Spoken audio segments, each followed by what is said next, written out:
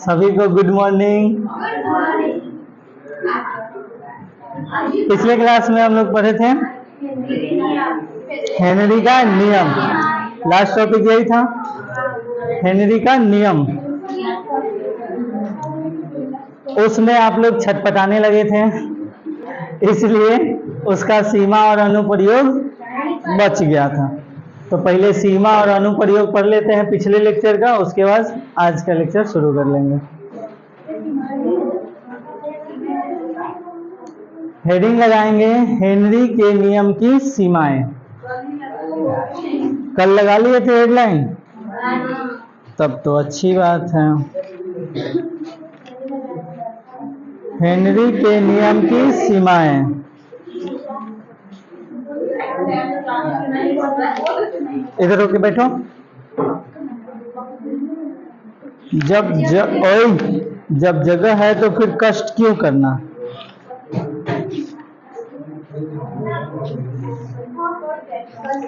Heading लगा लिए सब लोग।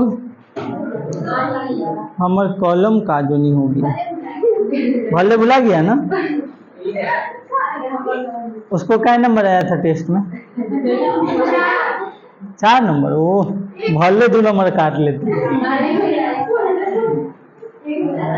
1 नंबर आया, 2 नंबर। ओह 1 नंबर और कम आता तो मजे आ जाते। चलो इधर देखो, हेनरी के नियम की सीमाएं। लिखिए, पहला सीमा है और हेनरी के नियम का पहला सीमा। हेनरी के नियम की पहला सीमा, यह नियम उच्च विलेयता युक्त गैसों के लिए प्रयुक्त नहीं होता है। यह नियम उच्च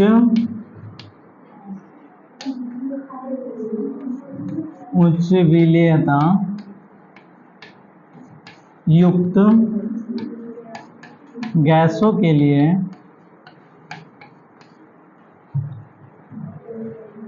गैसों के लिए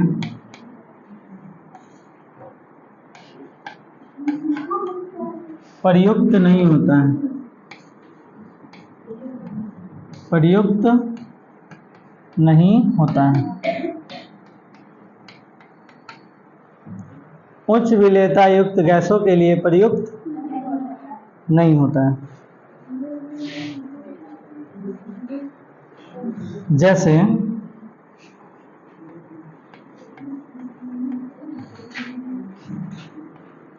NH3 और HCl के लिए ये प्रयुक्त नहीं होता है।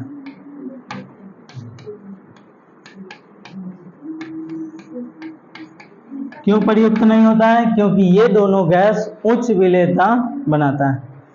तो हेनरी का नियम का पहला सीमा है, अगर उच्च विलेयता है तो उसमें हेनरी का नियम नहीं लगेगा। ठीक है। दूसरा सीमा है, यह नियम बहुत कम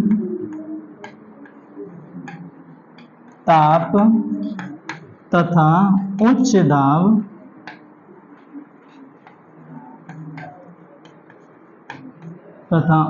दाब पर प्रयुक्त नहीं होता है। प्रयुक्त नहीं होता है। बहुत कम टेम्परेचर और बहुत ज़्यादा प्रेशर पर ये प्रयोग नहीं होता है। कोई दिक्कत किसी को? ये हेनरी के नियम की 2 सीमाएं हैं। एक, विलेयता बहुत उच्च नहीं होना चाहिए। दूसरा, टेम्परेचर बहुत कम और प्रेशर बहुत ज़्यादा, ये नहीं होना चाहिए। बाकी सब पर हेनरी का नियम लगेगा, इन दोनों को छोड़कर। उच्च विलेयता है, हेनरी का नियम नहीं लगेगा। कम टेम्परेचर है, ज़्यादा प्रेशर है तो हेनरी का नियम नहीं लगेगा, बाकी सब कंडीशन में लगेगा। ठीक है, लिख लिए होंगे सब लोग। इसके बाद पढ़ना है हेनरी के नियम के अनुप्रयोग। ध्यान दीजिएगा इधर, हेनरी के नियम के अनुप्रयोग। इस नियम का प्रयोग कोल्ड ड्रिंक में CO2 को अधिक दाब पर घोलने के लिए किया जाता है।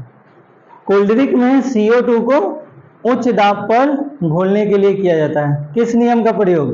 हेनरी के नियम का। दूसरा, समुद्री गोताखोर जो समुद्र में जाते हैं पीठी पर सिलेंडर टांग करके, समुद्री गोताखोर श्वसन मिश्रण के रूप में वो जो सिलेंडर लेकर के जाते हैं सांस लेने के लिए 11.7% H2, 32% O2 और शेष N2 का प्रयोग करते हैं। यानी उनके जो सिलेंडर रहता है उसमें सिर्फ ऑक्सीजन नहीं होता है। इसलिए ऑक्सीजन नहीं होता है कि समुद्र में जितना आप नीचे जाइएगा उतना प्रेशर बढ़ेगा और प्रेशर बढ़ेगा तो आपका शरीर फट भी सकता है, ब्लास्ट भी हो सकता है। ठीक है, प्रेशर की वजह से। जो अभी एक 5-6 गो अरबपति गया था कुछ साल पहले, उसके पनडुब्बी के साथ यही हुआ था। टाइटैनिक देखने गया था, अधिक प्रेशर होने के कारण उसका ब्लास्ट कर गया था, गया अरबपति सब। चलो हाँ देखो मिल गया, उसका अथी पता चल गया कि क्या कारण था सो।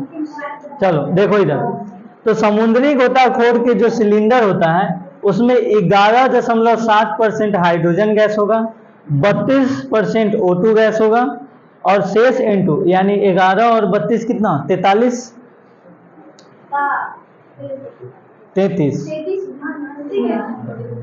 43.7% ये हुआ और बाकी जो भी 56.3% हुआ वो क्या रहेगा? N2 रहेगा। ठीक है, N2 की रक्त में विलेयता को कम करने के लिए कुछ प्रतिशत हीलियम का भी प्रयोग किया जाता है। उस सिलेंडर में 56.3% टोटल नाइट्रोजन ही नहीं रहता है, उसमें थोड़ा मात्रा हीलियम का भी मिलाया जाता है ताकि N2 जो है वो रक्त में न घुले। ठीक है, रक्त में विलेयता को कम करने के लिए N2 की रक्त में विलेयता कम करने के लिए कुछ मात्रा किसका मिलाया जाता है? हीलियम का। बहुत ऊंचाई, जब आप पहाड़ पे चढ़िएगा, क्लाइंबिंग जो लोग करते हैं, ऊंचाई पर रक्त में O2 की विलेयता घट जाती है ना। बोलता है सब कि कैलाश पर्वत पर चढ़ता है तो उसका उम्र बढ़ने लगता है। अरे रक्त में ऑक्सीजन की कमी हो गया इसलिए हाँफने लगता है।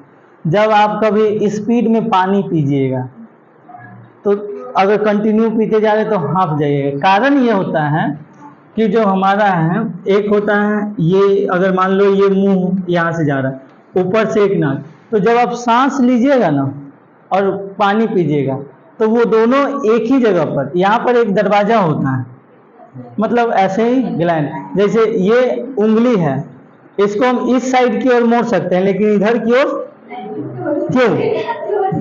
यहाँ पर एक लॉक है जो लग जाता है, इधर की ओर नहीं मोड़ सकते। ये गेट अंदर की तरफ खुलेगा, बाहर की तरफ काहे नहीं खुलेगा? क्योंकि वहां पर उसको लॉक लग गया है। तो उसी तरह से जब आप सांस लेते हैं उस समय आपके पेट की नली वाला बंद रहता है और जब आप खाना खाते हैं उस समय सांस की नली वाला बंद रहता है। तो दोनों एक साथ जब हो जाएगा तो वही वहां से उचकी आता है, कोई याद नहीं करता है। ठीक है, वही कभी कभी जब आप खाना खाते तो खाना जाना चाहिए पेट में और वो चल जाता है फेफड़ा में, तो वो क्या करेगा? तो चुप। ठीक है, और फिर एक बार खास के बेटा मारेगा तो मुंह से, नाक से, सब जगह से आ जाएगा। तो ठीक है, तो ये होता है। तो रक्त में विलेयता को, O2 की रक्त में विलेयता घट जाती है जब आप हाइट पर जाते हैं, विलेयता घट जाती है जिससे एनॉक्सिया की स्थिति उत्पन्न होती है। आपका सांस फूलने लगेगा, सांस क्या हो जाएगा? फूलने लगेगा। उस स्थिति को एनॉक्सिया बोलते हैं। हाँ, ऑक्सीजन की कमी हो जाता है, उसी को क्या बोलते हैं? एनॉक्सिया की स्थिति उत्पन्न हो जाती है। किसी को कोई दिक्कत? ये था हेनरी के नियम का अनुप्रयोग। जल्दी से आप लोग नोट कर लीजिए।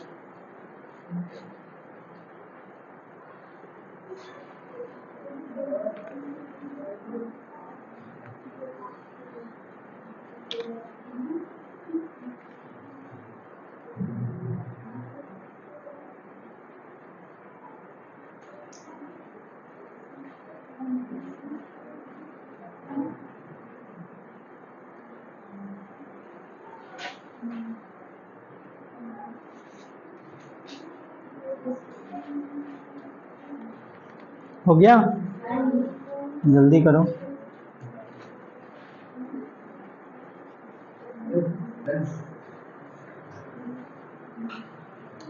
जल्दी कीजिए।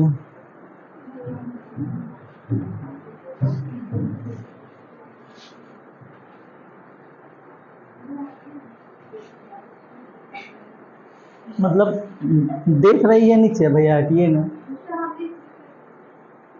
दिख रहा है, हम सामने खड़े हैं।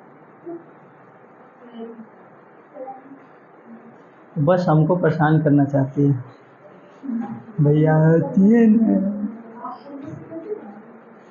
बताएं, फिर से सुने।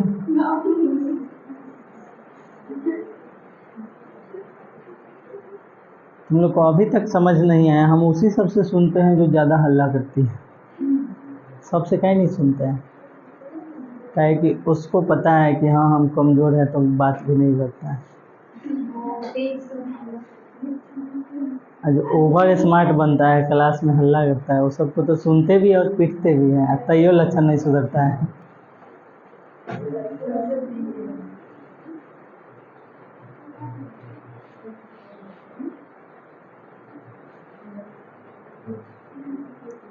इस क्लास में लगभग 35-40 गो विद्यार्थी है, जिसमें से मात्र 2 या 3 को ही क्वेश्चन पूछना होता है। ऐसा क्यों? 200% स्टूडेंट क्वेश्चन नहीं पूछता है, बाकी सब के सब कोरिया सब हैं। कोई पढ़वे नहीं करता है घर के। पढ़ेगा तब ना कुछ पूछना होगा, कुछ समझ में नहीं आएगा, कुछ डाउट आएगा। पढ़वे नहीं करता है, बाद में टेस्ट में 2 डंडा खा लेंगे, क्या हो गया। अगली बार 4 डंडा, फिर अगली बार 8 डंडा।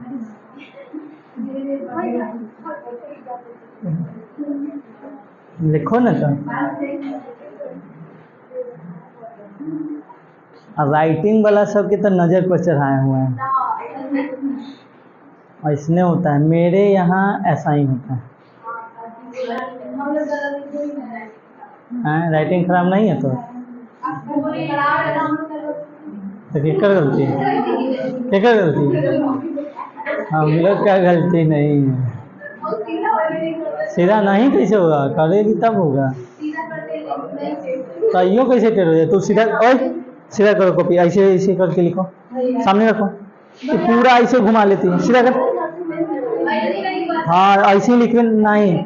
और चश्मा तो दोनों अब बगल में बैठे, ऐसे करेगा मारना एक थप्पड़। अमर जो है उसका भी वही आदत, वो अगर अकेले किसी डेस्क पर बैठ गया तो पसर जाएगा, पसर के लिखेगा पूरा पर एकदम, पूरा बेंच उसी का, दूसरा कोई नहीं बैठ सकता उस पर। ऐसे करके एकदम पूरा लिखता है। सीधा लिखो एकदम, कॉपी टेढ़ा नहीं होना चाहिए। टॉनी मनी है तो उतना चल जाता, पूरे ऐसे करके लिख रही है। कैसे लिखा है? ऐसे लिखा है।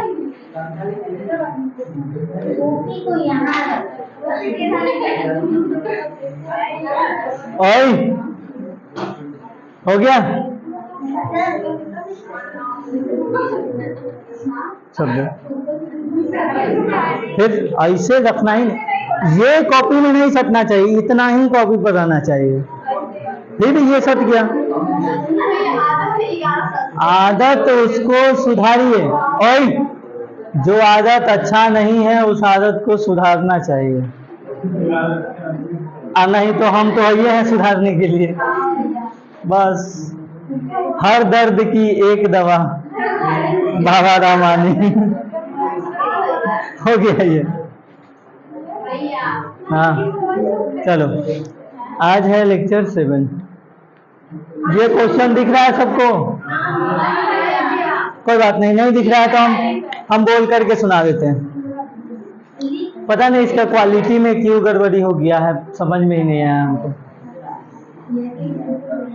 शायद हम स्क्रीनशॉट लिए ना, उसी समय गलती हो गया होगा, धुंधला रहा होगा, उसी समय ले लिए होंगे। चलो कोई बात नहीं, हम पढ़ के सुनाते हैं। यदि N2 गैस 293 केल्विन ताप, टेम्परेचर दिया हुआ है 293 केल्विन, जिसका कोई आवश्यकता नहीं इस क्वेश्चन बनाने के लिए, पर जल में से प्रवाहित किया जाए 293 केल्विन पर जल में से प्रवाहित किया जाए तो 1 लीटर जल में, कितने लीटर जल में? 1 लीटर जल में कितने मिली मोल N2, कितने मिली मोल N2, यानी कि हमसे मोल निकालना है किसका? विलेय का, यानी कि सोल्यूट का। तो सोल्यूट का हम N ले लेते हैं और सोलवेंट का N2 ले लेंगे। सोल्यूट का N1 और सोलवेंट का N2। तो मिली मोल में पूछा है, मोल में नहीं, मिली मोल में। ठीक है, तो वो यूनिट चेंज करेंगे निकालने के बाद। गैस विलेय होगी N2 का आंशिक दाब 0.987। N2 का जो आंशिक दाब है यानी प्रेशर ऑफ जो गैस होता है वो कितना है? 0.987। 987 ये दिया हुआ है बार। प्रेशर का कई यूनिट होता है, ATM होता है, बार होता है, पास्कल होता है, mmHg, cmHg, बहुत सारा होता है प्रेशर का। तथा 293 केल्विन पर N2 के लिए KH का मान, हेनरी कांस्टेंट का मान दिया है 76.48 किलो बार। के बार है ना, तो किलो बार। ठीक है, इतना में किसी को कोई परेशानी नहीं होना चाहिए, समझ गया? ये चीज हमको क्वेश्चन में दिया है और ये हमसे पूछा है। देखना ध्यान से, इधर देखो। सबसे पहले मोल निकालने के लिए हमको मोल अंश निकालना होगा, क्योंकि प्रेशर ऑफ गैस और हेनरी कांस्टेंट दिया है।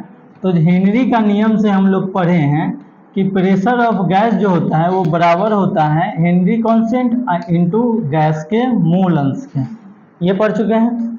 तो यहाँ से जब आप गैस का मोल अंश निकालिएगा तो इसको इधर लाइए, तो प्रेशर ऑफ गैस बटा Henry constant. Pressure of gas जब आप मोल अंश जब निकालिएगा गैस का, तो ऊपर रखेंगे प्रेशर कितना है 0.987 बार, और नीचे केएच का वैल्यू रखेंगे 76.48।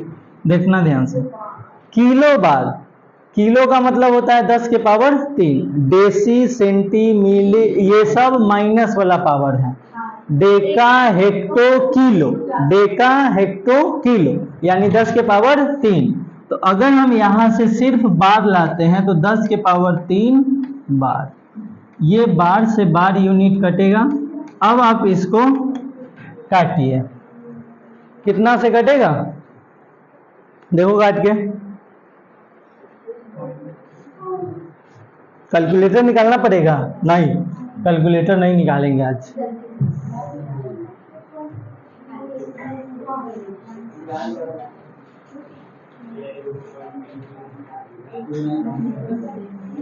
इसको काटो, हम बनाए 0.0129।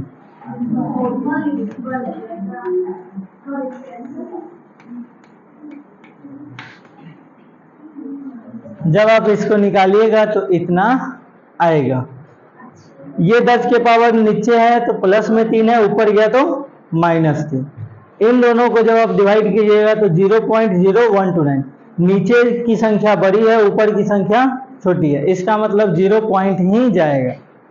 ठीक है, तो 0 पॉइंट इतना आया 10 के पावर -3। अभी क्या निकला है गैस का मोल अंश, लेकिन हमको क्या पूछा है मोल, वो भी मिली मोल।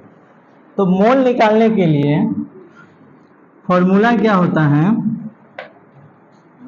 मोल अंश के साथ फॉर्मूला किसी को याद है, x बराबर ऊपर रखते हैं n1 और नीचे रखते हैं n1 प्लस n2, जो कि विलेय और विलायक होता है। जो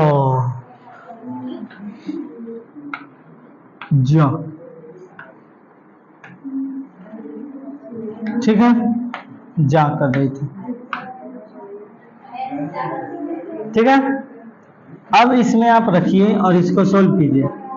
x की जगह पे रखेंगे 0.129 इंटू 10 के power -3 is equal to n1 upon n1 plus n2 के जगह पे क्या होगा, n2 की जगह पे क्या होगा 55.5। कुछ दिया है और क्वेश्चन में, और कुछ नहीं दिया है। अच्छा, n2 गैस है 1 लीटर, अच्छा हाँ 1 लीटर जल में, तो उसका मोल कैसे निकाला जाएगा, 1 लीटर जल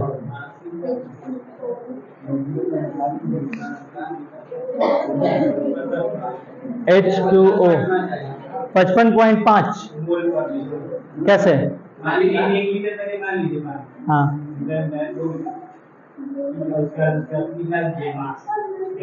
अच्छा 1 लीटर का 1000 और उसको 18 से भाग कर दिया, यही ना, ठीक है। 55 कितना आया 5। देखो जैसे 1 लीटर जल है, 1 लीटर जल आपको हम बताए थे जब डेंसिटी नहीं दिया हुआ है तो आप आयतन को और द्रव्यमान को लगभग बराबर लेकर के चल सकते हैं। 1 लीटर ये लगभग 950 ग्राम के आसपास होता है। 1000 मिलीलीटर 1000 ग्राम भी आप लेकर के चल सकते हैं। जब आप 1000 ग्राम को H2O का अनुभार कितना होता है, द्रव्यमान ग्राम में और अनुभार से भाग करते हैं तो मोल निकलता है 18। 18 से जब आप इसको भाग कीजिएगा 18 × 5 = 90, फिर 100 बचेगा, 18 × 5 = 90, फिर 10 बचेगा, तो दशमलव लगाइएगा तो 100 होगा, फिर 18 × 5 = 90, तो यहाँ से क्या आया 55.5। ठीक है, अब आप इसको कीजिए सोल्व। इसको Na ले आएंगे, जगह की कमी, इधर लिखते हैं, है जगह। देखो इधर ये मल्टीप्लाई सॉरी डिवाइड में है, इधर आएगा तो मल्टीप्लाई में। तो 0.0129 इंटू 10 के पावर -3 के साथ मल्टीप्लाई होगा कौन, n1 और प्लस 55.5 और ये बराबर होगा n1 के। इसको जब आप मल्टीप्लाई कीजिएगा तो 0.0129 इंटू 10 के पावर -3 n1 और 55 से मल्टीप्लाई कीजिएगा तो प्लस 55 के साथ मल्टीप्लाई करने पर कितना आएगा,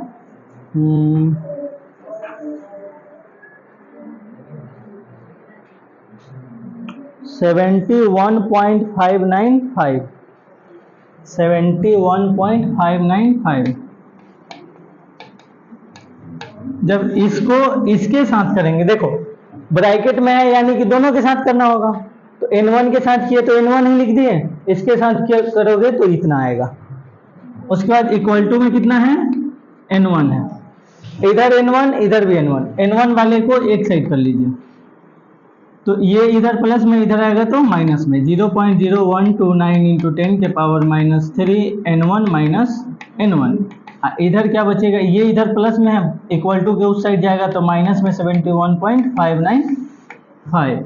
इन दोनों में से n1 को जब हम कॉमन ले लेंगे तो क्या बचेगा, 0.0129 इंटू 10 के पावर -3 माइनस का 1 इक्वल टू -71.595। ठीक है, अब ये चीज इधर क्या है, मल्टीप्लाई में है, उधर जाएगा तो डिवाइड में, तो माइनस का 71.595 इसको डिवाइड करेगा 0.0129 इंटू 10 के पावर -3 माइनस 1। ये चीज यहाँ तक में किसी को कोई परेशानी नहीं होना चाहिए।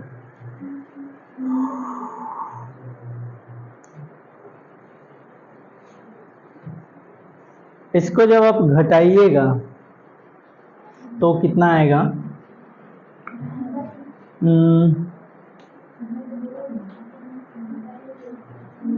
-98,998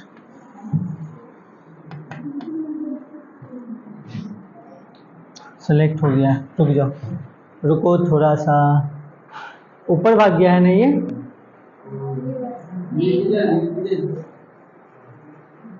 आजा आजा,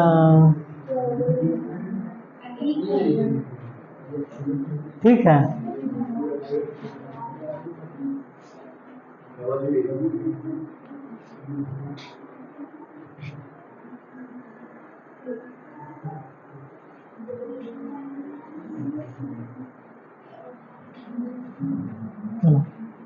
देखो n1 बराबर -71.595।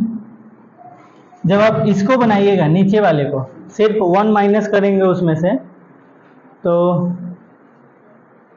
-999 10 के पावर -5 1 2 3 4 गुना है, -1 2 3 4 8 इंटू 10 के पावर -5 ये बचेगा। उसको घर पे आराम से कैलकुलेशन करके देखना, ठीक है। इतना आ जाएगा, ये 10 के पावर -5 को ऊपर भेज देना है, माइनस माइनस एक दूसरे को कैंसिल कर देगा, तो माइनस माइनस एक दूसरे को कैंसिल कर देगा। n1 बराबर ऊपर बचेगा 71.595 और नीचे वाला 10 के पावर -5 को ऊपर ले जाएंगे तो प्लस में हो जाएगा, नीचे बचेगा 99998.7। ठीक है, अब इस चीज को जब आप डिवाइड कीजिएगा तो आएगा 0.000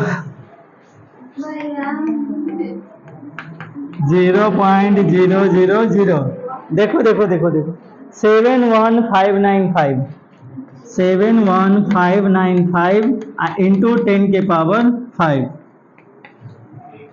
कुछ ज्यादा ही कैलकुलेटिव है।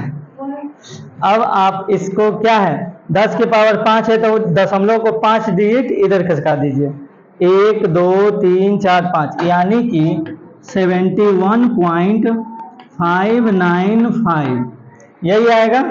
ये आया आपको मोल, बोला है मिली मोल।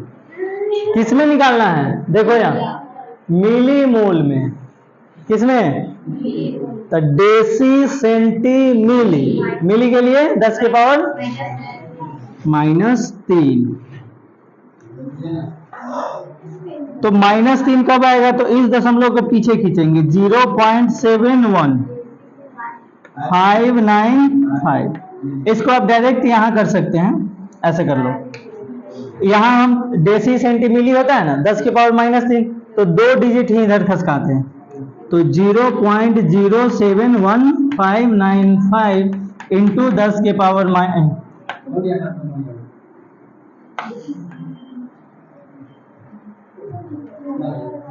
एक सेकंड, इतना ही आएगा ना, मिली मोल।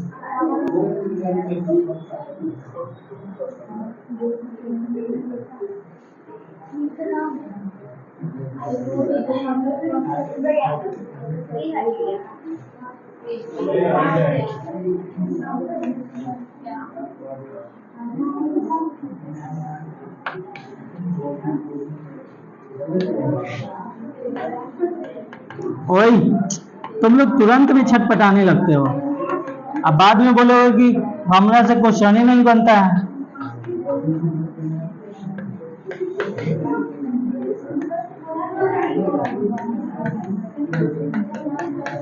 ओए,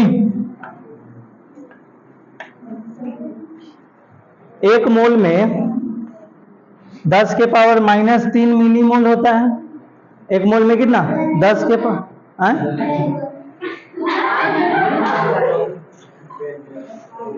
तुम्हारे क्लास में कोई नहीं है, जाओ क्लास में बैठो। देखो यार, 1 मोल में 10 के पावर -3 मिली मोल। अब ये 10 के पावर -3 जो है वो दशमलव को 3 डिजिट इधर खसका देगा, तो N1 बराबर आपका आ जाएगा 0.071595 मिली मोल, मिली मोल। ये आपका आ जाएगा आंसर। उदाहरण नंबर कितना था, 2.4। एक बार आपको घर से जाकर के बनाना है, अगर कहीं समझ में ना आए तो बाद में वीडियो देखना है, नोट करने की आवश्यकता नहीं है। अगर आपको नोट करना होगा तो आप घर पे आराम से करिए। चलो, द्रव्य विलयनों का वाष्प दाब, हेडिंग लगाइए, द्रव्य विलयनों का वाष्प दाब।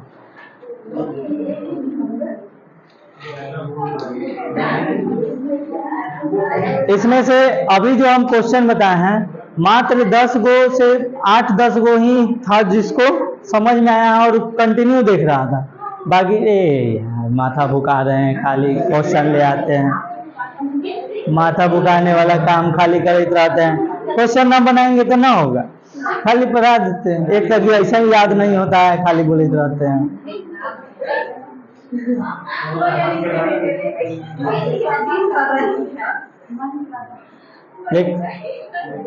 पिटा जाएगी नहीं, तनको नहीं। द्रव्य विलयनों का वाष्प दाब,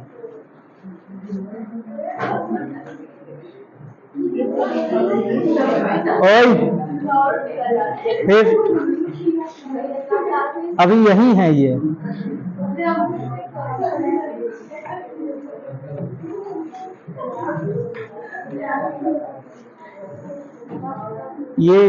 द्रव्य विलयनों का वाष्प दाब में हमको पढ़ना है वाष्प दाब। किसी को पता है वाष्प दाब किसको कहते हैं? वाष्प दाब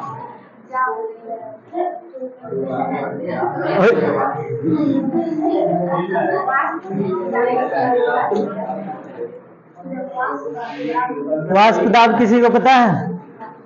बाबा बताएगा वाष्प दाब किसे कहते हैं। खड़ा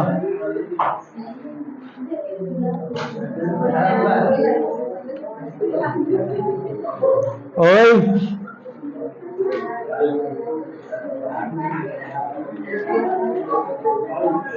ओए बोले ना बाबा, बताओ। वाष्प दाब नहीं पता, लिखवाए नहीं है, कॉपी में देख रहा है। मोदी बताओ, वाष्प दाब बताओ, खड़ा हो, खड़ा हो। दुकानदार बताओ वाष्प दाब।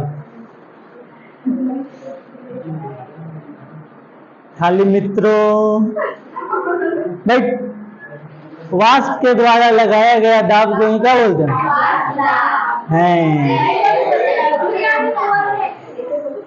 अब शांत रहो, साइलेंस। वाष्प के द्वारा लगाया गया दाब ही क्या कहलाता है? लेकिन इसको इस तरह से नहीं लिखना है, इसको लिखेंगे थोड़ा सा बढ़िया से। ये तो समझने के लिए हो गया कि वाष्प के द्वारा लगाया गया दाब ही क्या कहलाएगा? वाष्प दाब। लेकिन इसको जब लिखेंगे तो थोड़ा अच्छा से लिखेंगे। किसी बंद बर्तन में, लिखिए, किसी बंद बर्तन में वाष्प के द्वारा लगाया गया दाब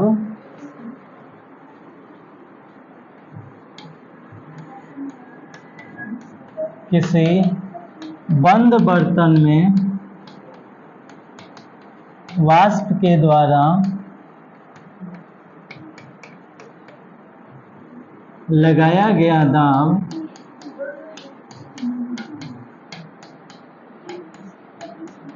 वाष्प दाब कहलाता है।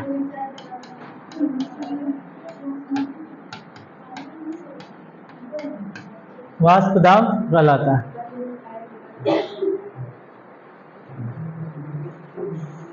बंद बर्तन में वाष्प के द्वारा लगाया गया दाब क्या कहलाएगा? वाष्प दाब। देखो,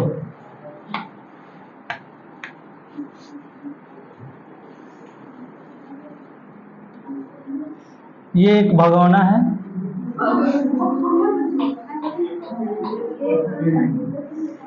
उसको लगा दिए ऊपर से ढक्कन,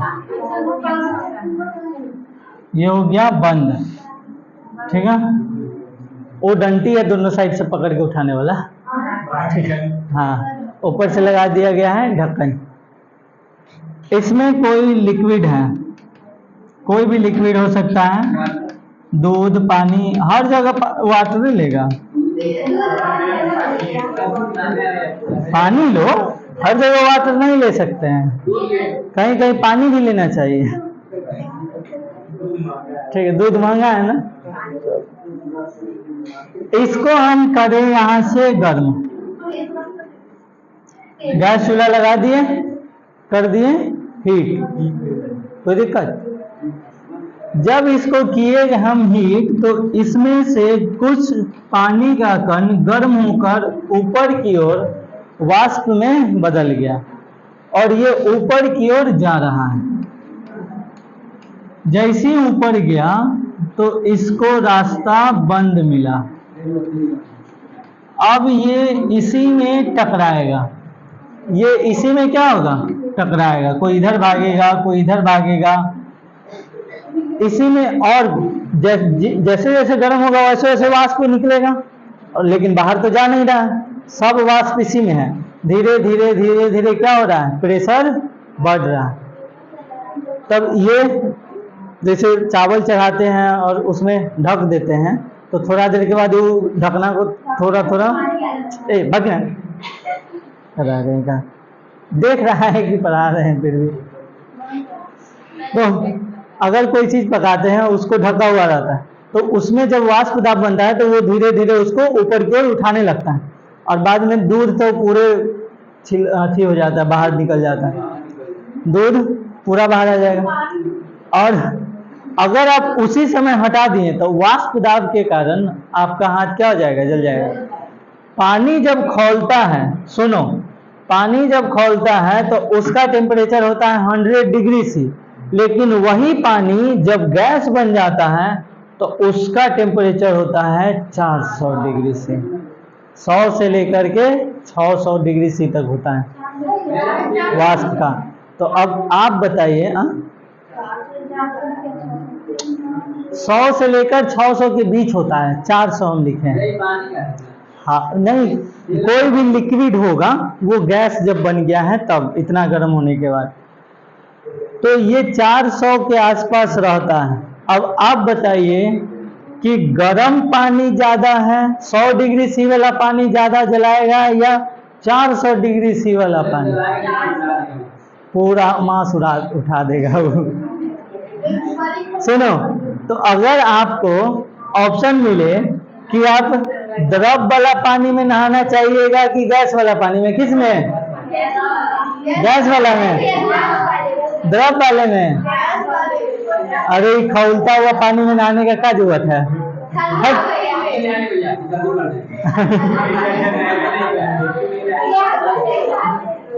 साइलेंस। किसी को कोई दिक्कत? किसी को कोई दिक्कत? बनाइए।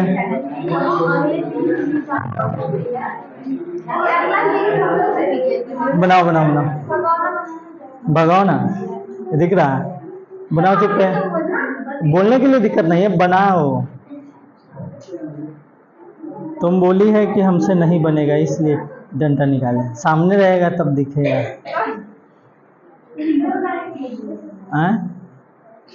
नोट करने के लिए बोला गया है।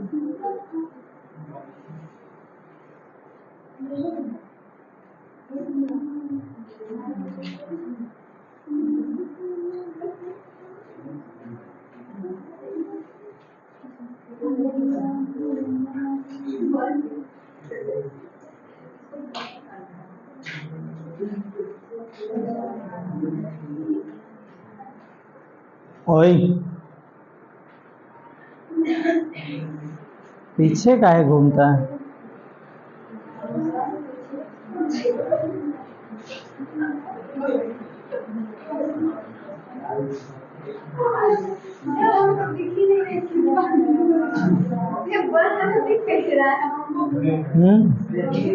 पारदर्शी है।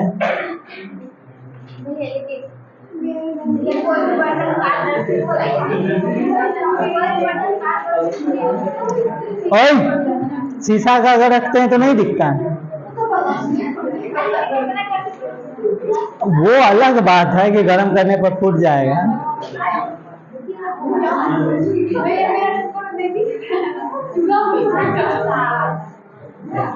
कुकर बनाइए, चलो बढ़िया हो गया। ओए नोट कर लिए? नोट कर लिए तो पॉइंट लिखिए।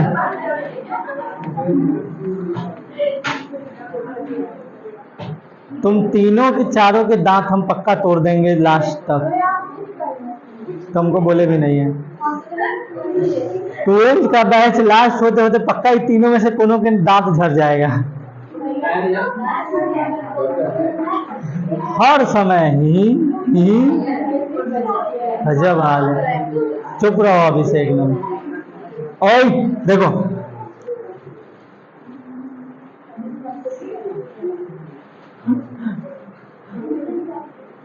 वाष्प दाब बंद बर्तन में होता है, खुले बर्तन में इसलिए नहीं होता है क्योंकि वो खुला होता है।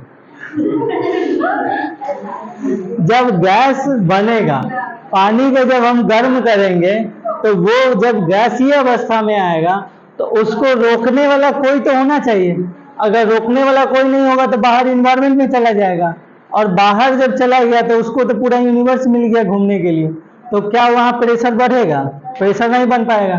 तो जब यहाँ पर बंद है तो इसके अंदर गैस रुका हुआ है, तो जितना ज़्यादा गैस रुकेगा उतना ज़्यादा प्रेशर बनेगा, बाहर निकल जाएगा तो प्रेशर नहीं बनेगा। यही सिचुएशन किसमें काम करता है? सीटी में, कुकर में। कुकर में कोई भी चीज जल्दी पक जाता है, कारण लिक्विड का टेम्परेचर 100 डिग्री सी और वाष्प का टेम्परेचर 400। अब आप बताइए जल्दी कैसे नहीं पकेगा? जो खुले बर्तन में हम लोग बनाते हैं उसमें वाष्प बाहर चला जाता है, वो पकाने का काम नहीं करता, लेकिन कुकर में वाष्प पकाने का काम करता है, इसलिए उसमें जल्दी पक जाता है।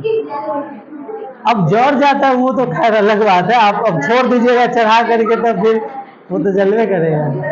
चलो लिखो, लिखिए पॉइंट, खुले बर्तन में वाष्प दाब नहीं होता। लिख, खुले बर्तन में वाष्प दाब नहीं होता। अरे बर्तन सही लिख रहा है ना?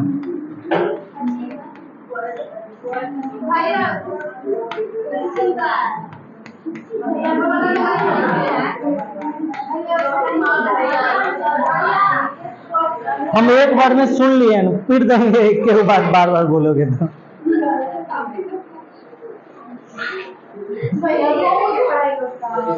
बहुत हो रहा है ना?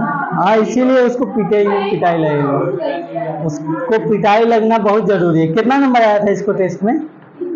3 नंबर। वो अच्छा, अगला बार 3 नंबर लिया ना, अगले बार।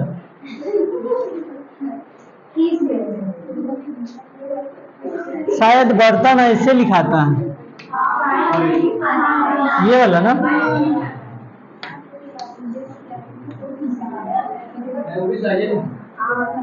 ये भी सही था। ओए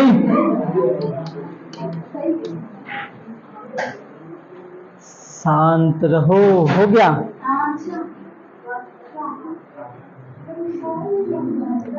अगला पॉइंट लिखिए। अजी कैसे निकलेगा जी?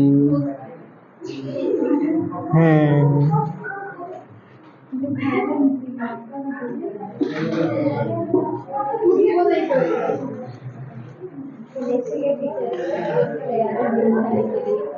पूरी बाबा।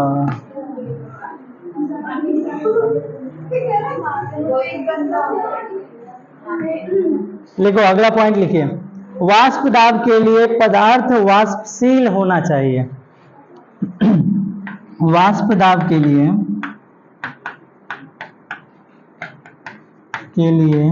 पदार्थ वाष्पशील होना चाहिए। वाष्पशील होना चाहिए। वाष्पशील को इंग्लिश में बोलते हैं वोलाटाइल। वाष्पशील को इंग्लिश में बोला जाता है वोलाटाइल। ठीक है। अगर आप कुकर में एगो छोटा सा टुकड़ा लकड़ी का रख दीजिए और तब आप उसको गर्म कीजिए, कहिएगा कि वाष्प बनेगा। वाष्प दाब तभी बनेगा जब उसमें रखा हुआ पदार्थ वाष्पशील होगा। वाष्प नहीं बनेगा अगर वो पदार्थ वाष्पशील नहीं है। क्या वो वाष्प बनाएगा? कभी कभी नहीं बनाएगा। तो वाष्प बनाने के लिए पदार्थ कैसा होना चाहिए? वाष्पशील पदार्थ होना चाहिए, तभी वाष्प बनेगा। जो पेट्रोल होता है, डीजल होता है, वो अत्यधिक वाष्पशील होता है, इसलिए वो जैसे ही नॉर्मल टेम्परेचर में भी आता है ऊपर की ओर वाष्प में बदलने लगता है। तो वही हम लोग कहते हैं पेट्रोल उड़ गया। अरे भाई, उसके पास पंख थोड़ी है, वाष्प में बदल गया, वाष्पशील था, इन्वायरमेंट मिली। जब पेट्रोल आप खोल करके ढक्कन थोड़ा देर और उसको देखिएगा ध्यान से, उसका कुछ कण आपको दिखेगा कि हाँ वाष्प में कन्वर्ट हो रहा है, क्योंकि वो अत्यधिक वाष्पशील होता है वो सब। किसी को कोई दिक्कत इसमें? अगले पेज पे चलते हैं।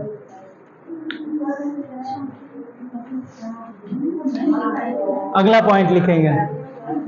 नेक्स्ट पॉइंट, खुले बर्तन में सतहों के कणों पर आकर्षण बल कम लगता है। खुले बर्तनों में सतहों के कणों पर, सतहों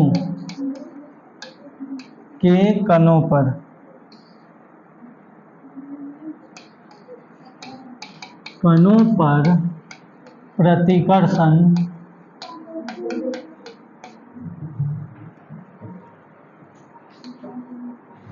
प्रतिकर्षण प्रतिकर्षण लिख दिए।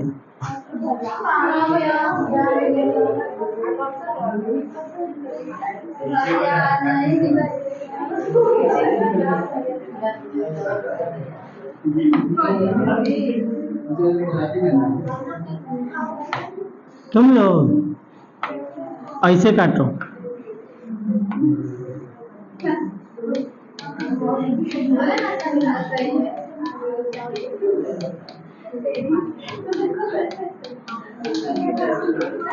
और देखो, जो खुला बर्तन होता है उसमें क्या होता है, वाष्प बना और बाहर निकल गया, तो वो तो साइड के दीवार पर प्रेशर लगाया ही नहीं, क्या होता है, कम लगता है।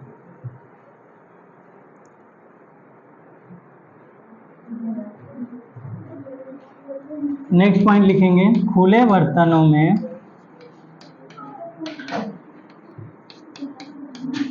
में वाष्प की काइनेटिक एनर्जी, गतिज ऊर्जा, शॉर्ट में के ही लिखते हैं, काइनेटिक एनर्जी मतलब गतिज ऊर्जा अधिक होती है, अधिक होती है।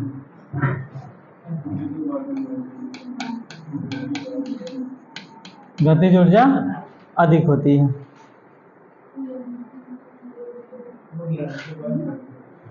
हाँ?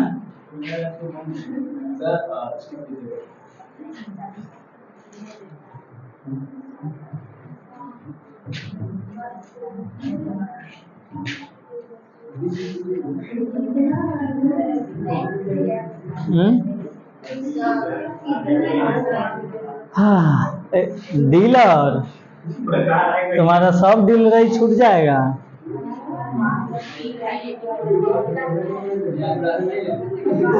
हाँ? क्या बोल रहा है?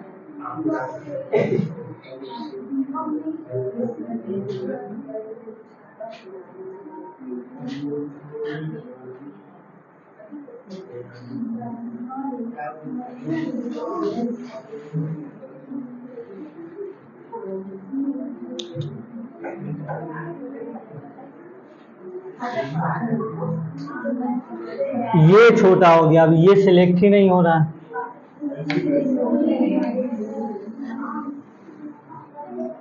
फिर भी नहीं होगा, अब हम करें तो करें क्या?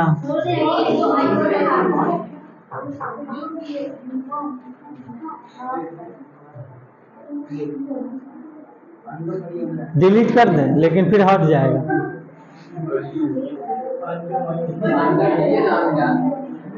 ओए,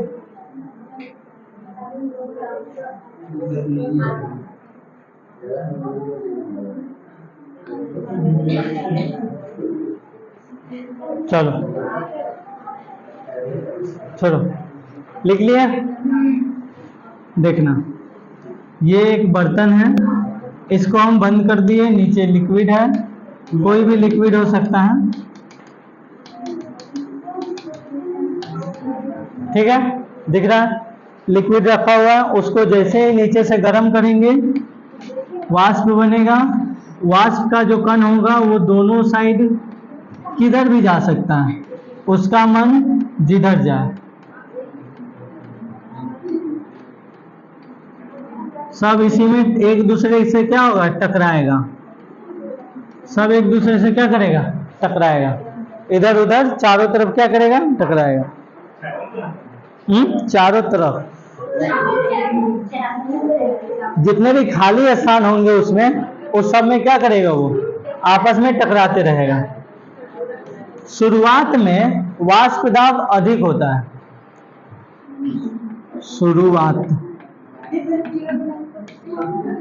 शुरुआत में, ओए आपको फिगर बनाने की आवश्यकता नहीं है,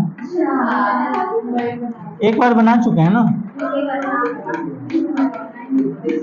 हमको तो दूसरा पेज पर आए हैं, समझाना है होगा इसलिए बनाए। शुरुआत में वाष्प दाब अधिक होता है, लेकिन कुछ देर बाद धीरे धीरे वो वाष्प फिर से लिक्विड में कन्वर्ट होने लगता है। जैसे अगर आप रोटी बना करके रख दिए और उसको ढक दीजिए किसी भी चीज से, जब उसको उघाड़िएगा तो ऊपर पानी लगा हुआ, वो वाष्प फिर से लिक्विड में कन्वर्ट हो गया है। शुरुआत में वाष्प दाब अधिक होता है, बाद में संघनन होने लगता है। बाद में क्या होने लगता है, बाद में संघनन होने लगता है।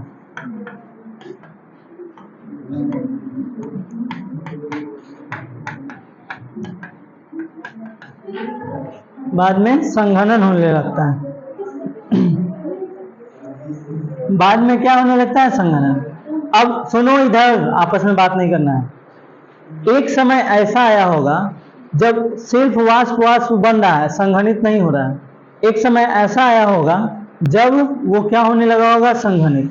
तो वो जो बीच का समय आया होगा जब वाष्प भी होगा और संघनित होकर के लिक्विड भी होगा, तो उस अवस्था को क्या बोलते हैं? साम्य।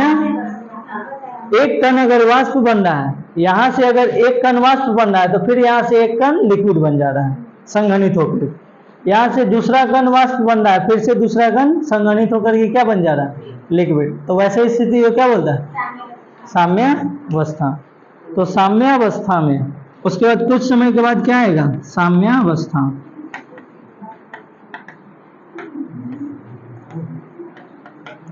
एक ग्राफ बनाना था बट है उधर जगह है। वाष्प की दर बराबर संघनन की दर।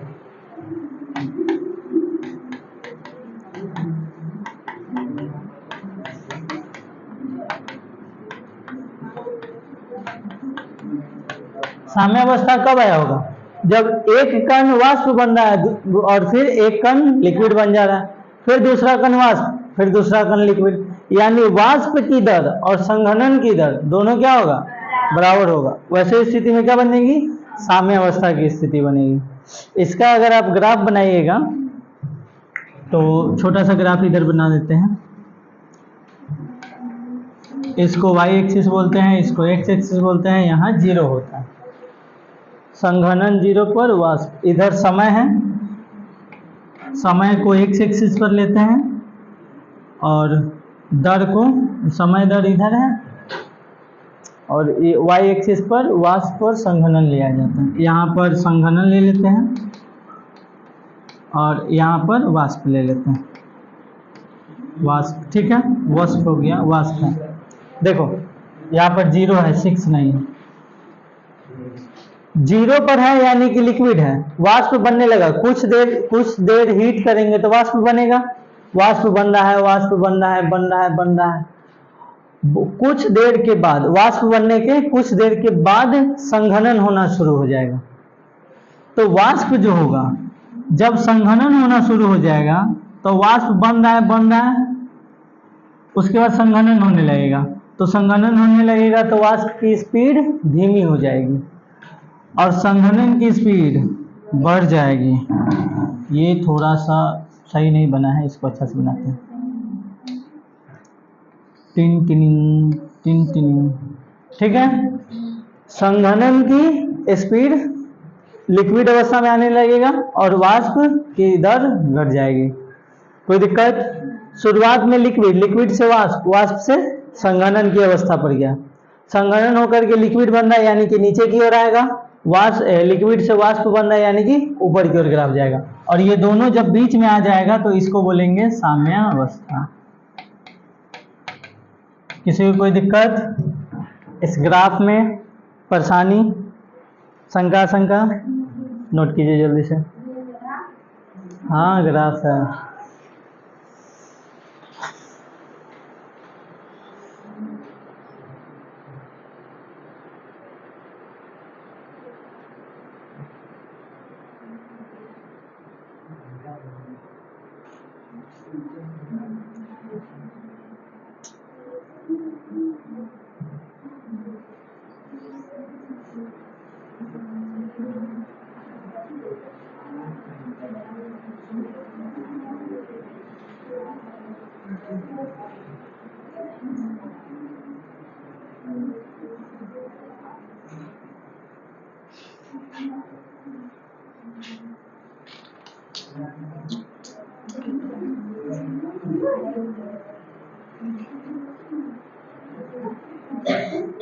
हो गया?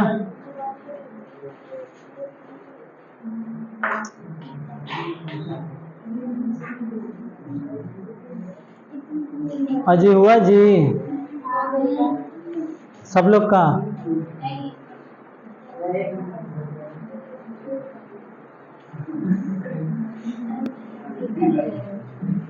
हो गया।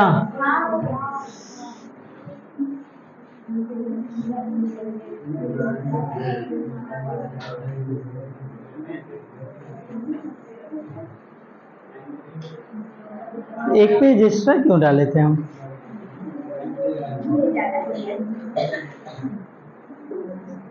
एक सेकंड रुकना था।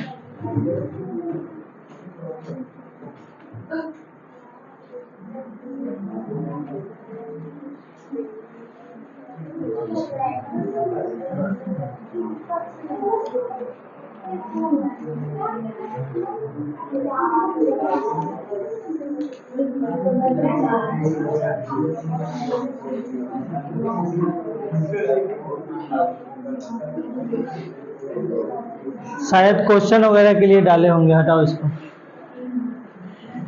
चलो हेडिंग लगाओ, द्रव द्रव विलयनों का वाष्प दाब। द्रव द्रव विलयनों का वाष्प दाब।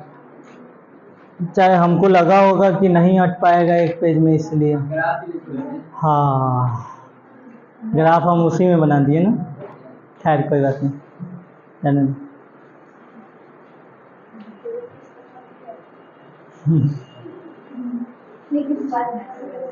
पेज मायने नहीं है, मायने ये है कि हाँ आप समझे कि नहीं। उस पर जगह नहीं होता था, इस पर हमको लगा था कि लास्ट है, अब नहीं है खाली पेज, इसलिए उसी पर बना दी। द्रव द्रव विलयनों का वाष्प दाब। ज़्यादा नहीं, थोड़ा देर ही और पढ़ना है। आप लोग की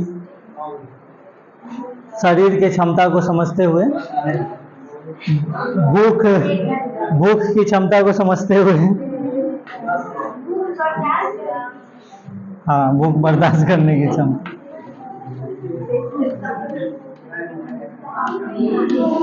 और विलेय व विलायक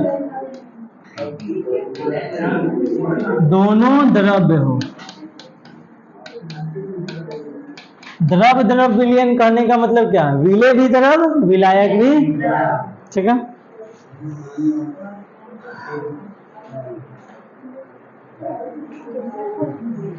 इसमें कुछ संभावनाएं हैं। संभावनाएं,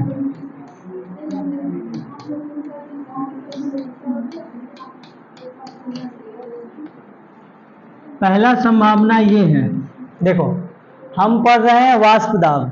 वाष्प दाब तब बनेगा जब जो पदार्थ होगा वो वाष्पशील होगा। कब बनेगा? जब पदार्थ क्या हो? वाष्पशील हो। अब यहाँ विलेय और विलायक दोनों कैसा है? द्रव है। तो संभावना ये हो सकता है कि दोनों के दोनों क्या हो? वाष्पशील हो। दूसरा संभावना ये हो सकता है कि विलेय वाष्पशील हो, विलायक वाष्पशील नहीं हो। तीसरा संभावना ये हो सकता है कि विलेय वाष्पशील नहीं हो, विलायक वाष्पशील हो। ये 3 प्रकार की संभावना बनेगी। दोनों में से कोई नहीं, तो वो तो फिर वाष्प दाब बनाएगा ही नहीं। उसमें वाष्प दाब बनेगा तो फिर वो क्या चाहिए? तो वाष्प दाब कब कब बन सकता है? कोई ना कोई एक वाष्पशील होना चाहिए, या तो दोनों वाष्पशील हो या फिर कोई एक वाष्पशील हो। तो लिखेंगे पहला संभावना, विलेय तथा विलायक, विलेय तथा विलायक दोनों वाष्पशील हो। दोनों वाष्पशील हो। संभावना नंबर 2, विलेय वाष्पशील हो तथा विलायक अवाष्पशील हो।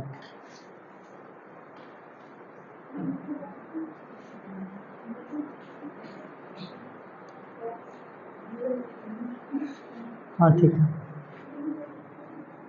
विलेय वाष्पशील हो तथा विलायक अवाष्पशील हो।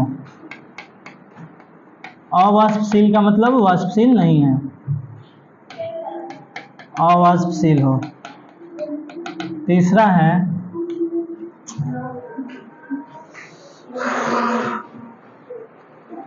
लाइट कटने की संभावना। लिखो ना, पहला है विलेय तथा विलायक दोनों वाष्पशील हो। दूसरा विलेय वाष्पशील, विलायक अवाष्पशील।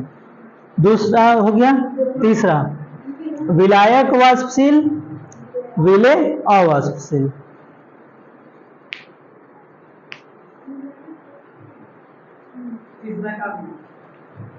दूसरा लिखे होंगे विलेय वाष्पशील, विलायक अवाष्पशील। अब उसी चीज को उल्टा कर दीजिए, विलायक वाष्पशील, विलेय अवाष्पशील। ठीक है,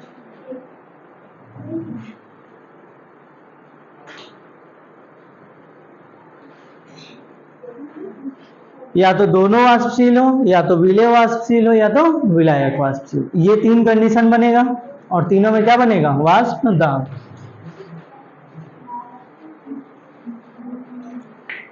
आजा आजा, आएगा क्या? नहीं आएगा। इसमें यही एक दिक्कत है, वो वाला नहीं आता है। ये ना कंप्यूटर है बट बुड़बक कंप्यूटर हमको लगता है।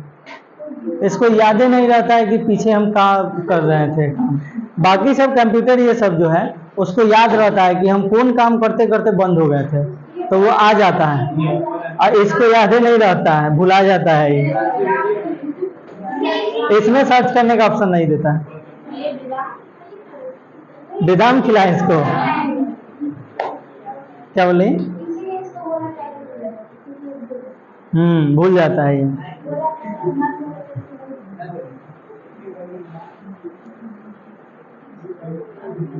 ये देखो राहुल सर जी वाला पेज आ गया।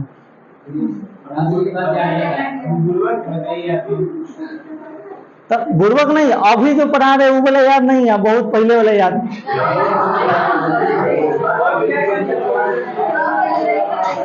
साइलेंस। आज के लिए इतना ही। जय हिंद, धन्यवाद, थैंक यू।